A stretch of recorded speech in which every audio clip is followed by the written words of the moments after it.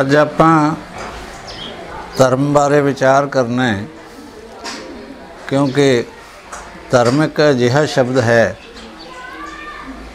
ਜਿਸ ਨੂੰ ਕਈ ਸੁਖਾਵੇਂ ਔਰ ਕਈ ਦੁਖਾਵੇਂ ਥਾਂ ਵਰਤਿਆ ਜਾਂਦਾ ਹੈ।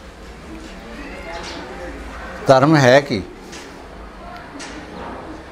ਧਰਮ ਨੂੰ ਜਾਣਨ ਵਾਸਤੇ ਸਾਨੂੰ ਜ਼ਰੂਰੀ ਹੈ ਪਤਾ ਲੱਗੇ ਕਿ ਧਰਮ ਜਿਹੜਾ ਹੈ ਉਹ ਇੱਕ ਫਰਜ਼ ਹੈ ਜਿਹੜਾ ਮਨੁੱਖਤਾ 'ਤੇ ਆਇਦ ਹੁੰਦਾ ਹੈ, ਕਿ ਧਰਮ ਜਿਹੜਾ ਹੈ ਉਹ ਮਨੁੱਖ ਨੂੰ ਸਹੀ ਰਸਤੇ 'ਤੇ ਚਲਾਉਣ ਦੀ ਇੱਕ ਕਿਰਿਆ ਹੈ।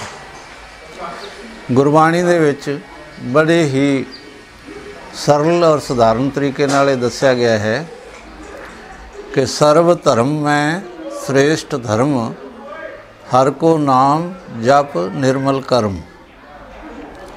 ਸਰਵੇ ਧਰਮਾਂ ਵਿੱਚੋਂ ਸਰਵ ਸ੍ਰੇਸ਼ਟ ਸਭ ਤੋਂ ਉੱਤਮ ਧਰਮ ਕਿਹੜਾ ਹੈ?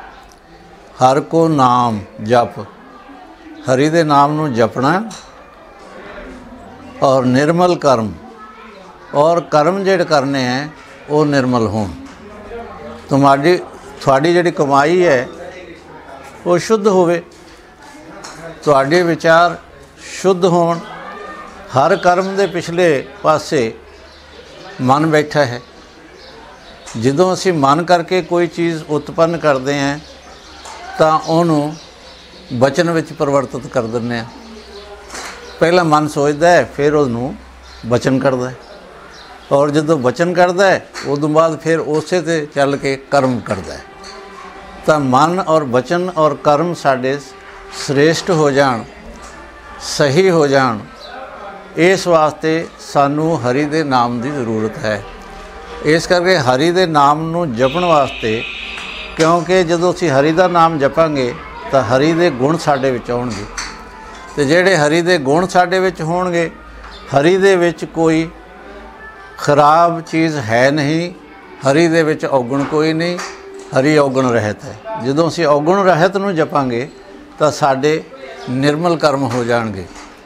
ਗੁਰੂ ਸਾਹਿਬ ਨੇ ਬਾਣੀ ਵਿੱਚ ਫਰਮਾਇਆ ਕਿ ਜੇ ਤੁਸੀਂ ਵਾਹੀ ਬੀਜੀ ਕਰਦੇ ਹੋ ਤਾਂ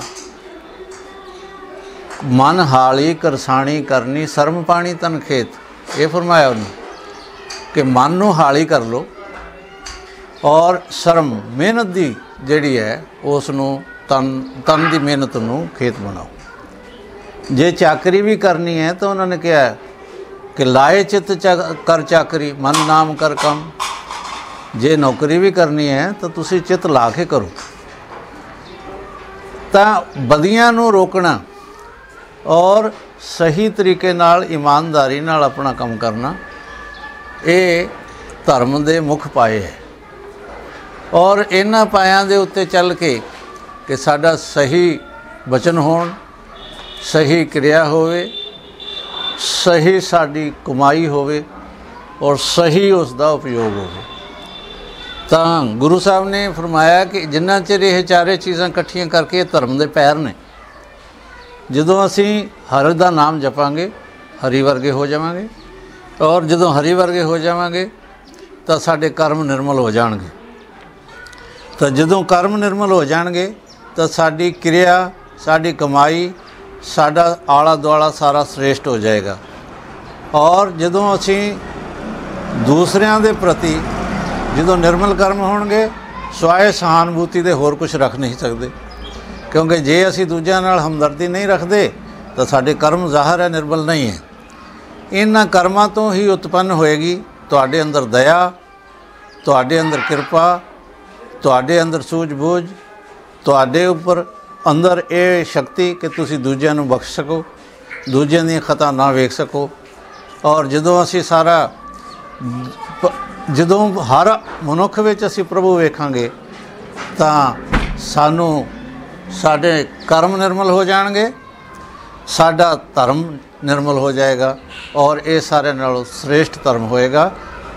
ਹਰ ਧਰਮ ਦੇ ਪਿੱਛੇ ਗੁਰੂ ਸਾਹਿਬ ਨੇ ਆਖਿਆ ਕਿ ਵੀ ਤੁਸੀਂ ਜਿਹੜਾ ਵੀ ਹੈ ਉਹ ਨਿਰਮਲ ਕਰਮ ਬਹੁਤ ਜ਼ਰੂਰੀ ਹਨ। ਨਿਰਮਲ ਕਰਮ ਉਤਪਤੀ ਹਨ ਮਹਾਰਾਜ ਨਾਲ ਜੁੜਨ ਦੇ, ਮਹਾਰਾਜ ਕੋਲੋਂ ਸ਼ਕਤੀ ਪ੍ਰਾਪਤ ਕਰਨ ਦੇ। ਉਹਨਾਂ ਦੇ ਪਾਏ ਹੋਏ ਪੂਰਨਿਆਂ 'ਤੇ, ਗੁਰੂ ਸਾਹਿਬ ਦੀ ਜ਼ਿੰਦਗੀ ਦੇ ਉੱਤੇ ਪਾਏ ਹੋਏ ਪੂਰਨਿਆਂ 'ਤੇ ਚੱਲ ਕੇ ਅਸੀਂ ਇਸ ਤਰ੍ਹਾਂ ਪ੍ਰਾਪਤ ਕਰ ਸਕਦੇ ਹਾਂ। ਇਹੋ ਹੀ ਧਰਮ ਹੈ।